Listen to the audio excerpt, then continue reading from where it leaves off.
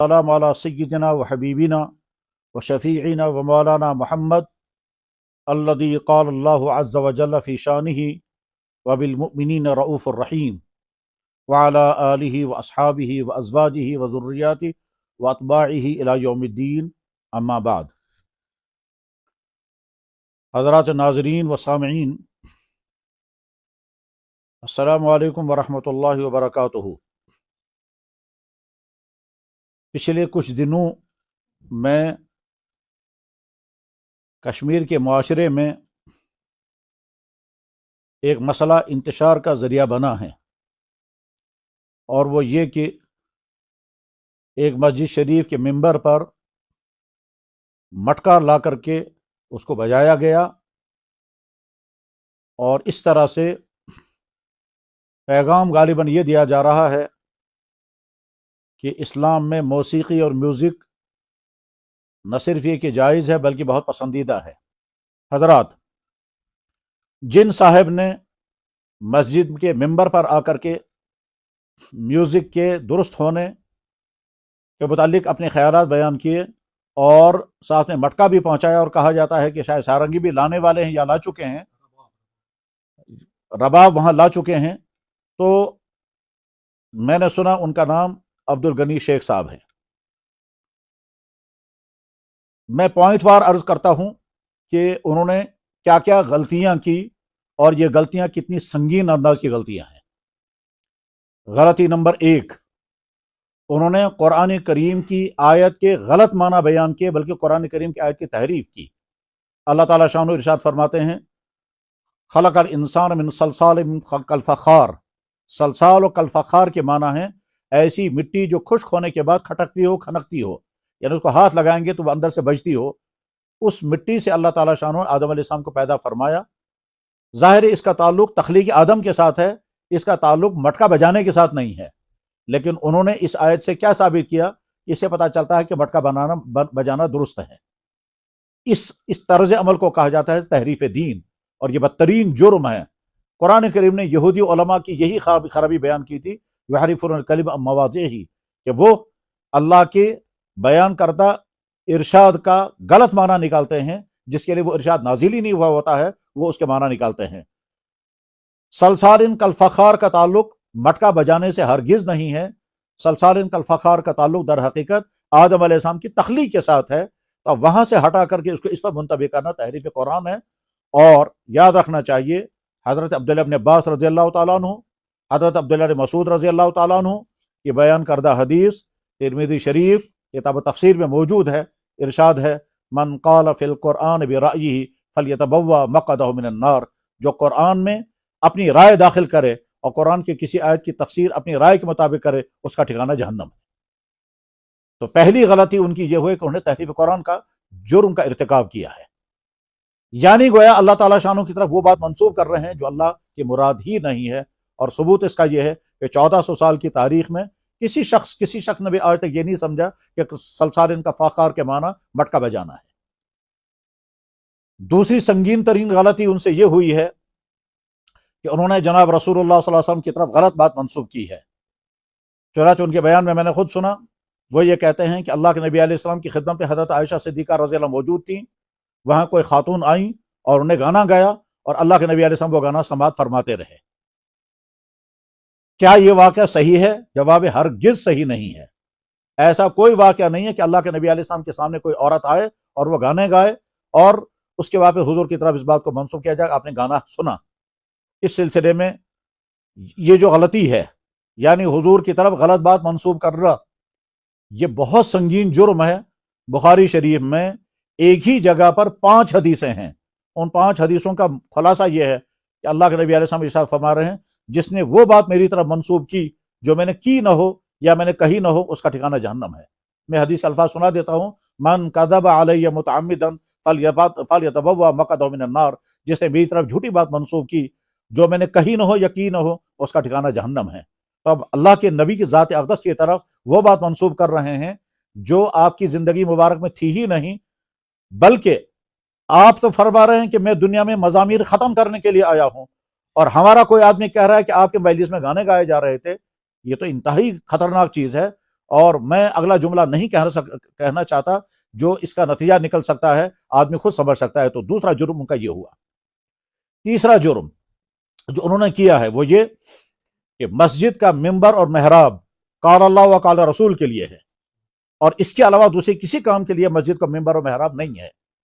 اب جب انہوں نے مسجد کے ممبر پر وہ چیز لائی جو اسلام میں حرام ہے، تو اس کا معنی ہے کہ انہوں نے مسجد کے اسٹیج کا، مسجد کے اس پلیٹ فارم کا غلط استعمال کیا، اور یہ پلیٹ فارم عام انسانوں کا نہیں ہے۔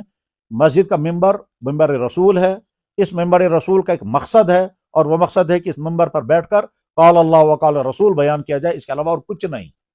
بلکہ ہماری کتابوں میں، فقہ حنفی کی کتابوں میں لکھا ہوا ہے کہ صرف جمعے کا خطبہ ممبر پر بیان ہونا چاہیے۔ اگر کسی کو واعظ کرنا ہو تو واعظ بھی الگ کرسیوں پر کرنا چاہیے، ممبر اس کے لیے بھی استعمال نہ کیا جائے۔ اسی لیے ہم نے اپنے بہت سارے محتاط بزرگوں کو دیکھا کہ وہ اپنے واعظ کے لیے یا اپنی تقریروں کے لیے ممبر پر نہیں بیٹھتے تھے، وہ کہتے تھے ممبر تو بھائی خطبہ رسول کے لیے ہے، خطبہ جمعہ کے لیے ہے، یا اس خطاب جمعہ کے لیے ہے، باقی واعظ کے لیے، تقریروں کے لیے، لیکچر کے لیے اور دوسرے کاموں کے لیے ممبر نہیں ہے، ہم کرسی پر بیٹھ کر خطاب کریں گے۔ ممبر رسول پر بیٹھ کر کے انہوں نے مٹکا بجایا، یعنی گویا ممبر رسول کا غلط استعمال کیا ہے، تو یہ تیسرا سنگین ترین جرم ہوا ہے۔ چوتھا جرم، وہ چیز جس کو اللہ نے، اللہ کے نبی نے، تمام صحابہ نے، ساری امت نے حرام سمجھا، حرام گردانا، اس کو حلال بنانے کے لیے وہ غلط استدلال کر کے، اور اس کے لیے بھی مسجد کو استعمال کر رہے ہیں۔ مسجد میں مٹکا داخل کرنا، مسجد میں ربا پہنچانا، یہ گویا ایسا ہی ہے جیسے کہ کوئی ناپاک چیز یا کوئی گندی چیز یا حرام چیز مسجد میں داخل کی جائے۔ اگر کوئی انسان یہ کہے گا کہ اگر آج رباب مسجد میں پہنچانا درست ہے تو کل کو شراب بھی مسجد میں لانے کی اجازت ہونی چاہیے۔ پھر ظاہر ہے رباب سے انسان کی نفسانیت کو تقویت پہنچتی ہے، اور شراب سے بھی انسان کے ذہن کو نشہ چڑھتا ہے۔ غرض یہ کہ یہ متعدد غلطیاں ان سے ہوئی ہیں۔ پہلی غلطی تحریف قرآن کی، دوسری غلطی وضع کی، وضع میں نے بات گھڑنا اور گھڑ کر کے پھر منسوب کرنا، اور تیسری غلطی اللہ کے نبی علیہ الصلوۃ والسلام کی طرف غلط بات منسوب کرنا، اور چوتھی غلطی مسجد کے اسٹیج کا غلط استعمال کرنا، اور پانچویں غلطی انہوں نے مٹکے اور رباب کو مسجد تک پہنچایا۔ اور ایک آخری غلطی اور بھی ہوئی ہے، وہ شاید انہی غلطیوں کی طرح بلکہ ان سے بھی زیادہ سنگین ہو سکتی ہے، اور وہ یہ کہ وہ جھوٹے واقعات بیان کر کے پھر اللہ کی ذات کی طرف منسوب کر رہے ہیں۔ کیسے؟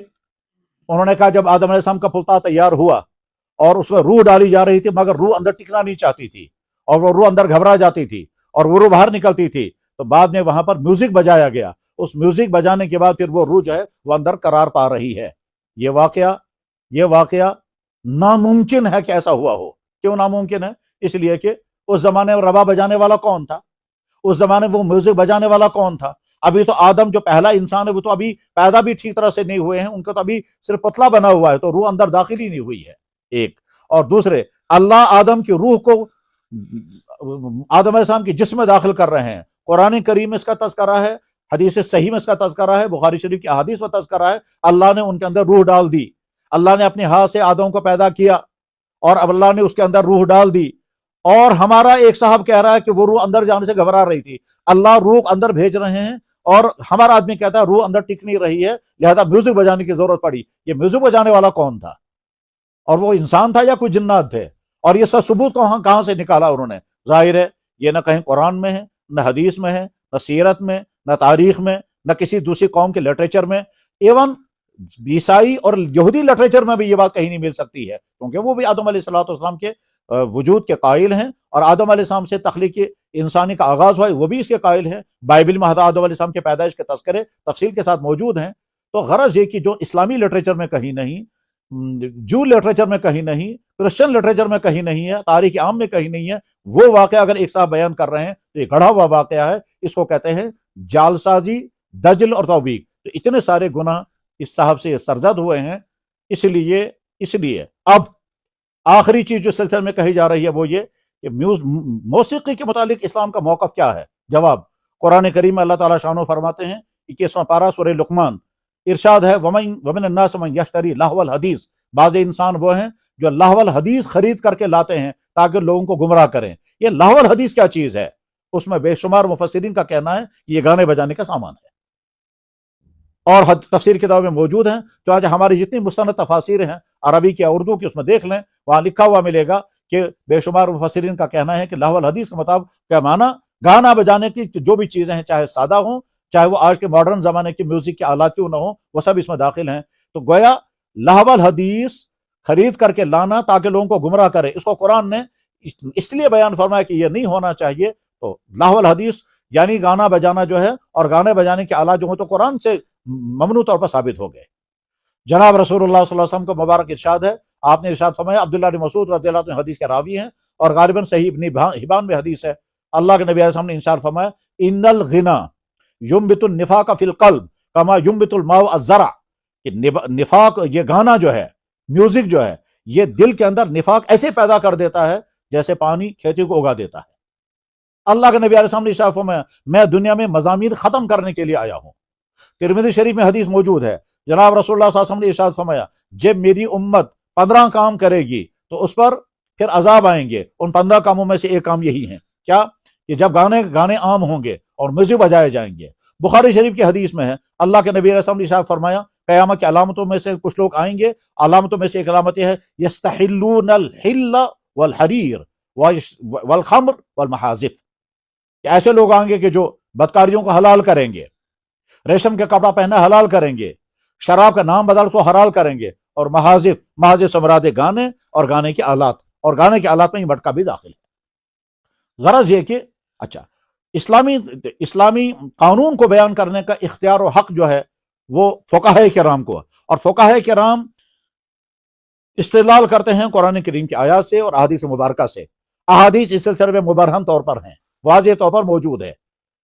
قرآن کریم کی ان آیات کو سامنے رکھ کر کے چاروں فقہا، اور چاروں فقہا کے بعد بھی بعد کے بڑے بڑے محققین جیسے علامہ ابن تیمیہ نے اپنے مجموع الفتاویٰ میں، فقہ حنفی کا اصول لکھا ہوا در مختار رد المختار میں، فقہ مالکی کا اصول لکھا ہوا مالکی کتب میں، اور ہم فقہ حنبلی کا اصول لکھے ہوا ان کی کتابوں میں، چاروں فقہا اس بات پر متفق ہیں کہ اسلام میں میوزک کی کوئی گنجائش نہیں ہے، میوزک حرام ہے، اور اس لیے حرام ہے کیونکہ یہ انسان کے دل میں برے خیالات کی پرورش کرتا ہے، اور اللہ کے نبی علیہ السلام جس کو حرام کیا ہے اس کو بعد میں کون حلال کر سکتا ہے۔ لہذا جن صاحب نے یہ ساری حرکتیں کی ہیں ان صاحب کا معاملہ تو الگ ہے، لیکن میں ان تمام مسلمان بھائی جنہوں نے یہ واقعہ دیکھا اور سنا اور وہ کسی بھی طرح کے کنفیوژن کے شکار ہو گئے ہیں، ان تمام حضرات سے کہنا چاہوں گا کہ آپ اچھی طرح سے بے ذہن میں رکھ لیں کہ یہ 4-5 سنگین ترین غلطیاں ان سے ہوئی ہیں جن غلطیوں کے متعلق احادیث کے وعیدے میں نے سنا دی ہیں۔ اب آگے احکام ہیں وہ سماعت فرمائیں۔ پہلی بات، اس طرح کے انسان کی گفتگو سننا سخت ترین جرم ہے، اس لیے تمام حضرات اس طرح کے آدمی کو گفتگو سننا بند کر دیں، نہ اس کے پیج کو دیکھیں، نہ اس کے بیانات کو سنیں، اور یہ بیانات کو سننے کی ممانعت کی وجہ ابھی میں تھوڑی دیر میں عرض کرتا ہوں، نمبر 1۔ دوسری بات یہ ہے، ہر مسجد کے منتظمین جہاں جہاں یہ صاحب پہنچتے ہوں گے بیان کرنے کے لیے، مسجد کے منتظمین کی ذمہ داری ہے کہ وہ ایسے شخص کو اپنی مسجد، اپنی ممبر کو استعمال کرنے کی ہرگز اجازت نہ دیں، اور جس مسجد میں اگر یہ کسی مسجد میں متعین طور پر خطیب ہے، اس مسجد کے انتظامیہ کی ذمہ داری ہے کہ ایسا شخص جو امت کو گمراہ کر رہا ہے اس کے حوالے مسجد کا اسٹیج نہ کریں۔ جناب رسول اللہ صلی اللہ علیہ وسلم نے ارشاد فرمایا، ان اخوف ما اخاف علی امتی، مجھے جن باتوں کا اپنی امت کے بارے میں بہت ڈر ہے ان میں سے ایک بڑا ڈر اس بات کا ہے، الائمۃ المضلین، ایسے انسان سامنے آئیں گے جو لوگوں کو گمراہ کرنے والے ہوں گے۔ تو جب ایک شخص یہ گمراہی کا کام کر رہا ہے تو اس مسجد کی انتظامیہ والوں کی ذمہ داری ہے کہ وہ ہرگز اس ممبر پر ان صاحب کو بیٹھنے نہ دیں، اور اگر یہ عمل وہ کر رہے ہیں تو سمجھ لیں کہ گویا وہ لوگوں کو گمراہ کرنے کے اس عمل میں معاون بن رہے ہیں۔ جن لوگوں نے اب تک ان کے بیانات سنے ہیں وہ توبہ کریں، خاص طور پر اس لیے بھی کہ جب وہ مٹکا بجا رہے تھے اور مجمع میں بیٹھے کچھ لوگ جو ہیں وہ خوشی کا اظہار کر رہے تھے، انا للہ و انا الیہ راجعون، مسجد میں بیٹھ کر کے گانے گائے جائیں، مٹکے بجائے جائیں اور لوگ واہ واہ کرنے لگیں، خوشی محسوس کریں، اللہ کے علم میں ہے کہ اس طرح کے لوگوں کے ایمان کا کیا بنے گا۔ میں فتاویٰ کی کتابوں کے حوالہ نہیں، میں ابھی کل مجموع الفتاویٰ علامہ شیخ الاسلام علامہ ابن تیمیہ کا فتویٰ پڑھ رہا تھا، اس میں وہ لکھ رہے تھے یخاف علیہ الکفر، جو گانوں سے لذت محسوس کرے گا اس پر تو کفر کا خطرہ ہے۔ یہ صاحب کیا کام کر رہے ہیں من استحل الحرام یخاف علیہ ان یکفر، جو کسی حرام کو حلال بنانے لگے گا، خطرہ اس بات کا ہے کہ وہ کافر ہو جائے گا، اور بعضی کتابوں میں تو بالکل صاف حکم لکھا ہوا ہے۔ یہ تو ہے مسجد والوں کی ذمہ داری، اور یہ ہے عوام کی ذمہ داری، اور جو لوگ سوشل میڈیا پر یہ دیکھتے رہتے ہیں ان کی ذمہ داری ہے کہ انصاف کا پیج ہرگز نہ دیکھیں۔ جو شخص گمراہی پھیلانے والا ہو اس کی گمراہی کی بات ہرگز نہیں سننی چاہیے۔